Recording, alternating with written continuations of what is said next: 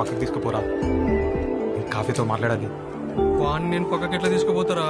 మామా నువ్వు మన కాలేజ్కే పులివిరా. అరే నేను పులి అయితే వాడు సర్కస్ లో రింగ్ మాస్టర్ రా. నేను దొరికితే నా పని అంతే. అరే మామా ప్లీజ్ రే ప్లీజ్.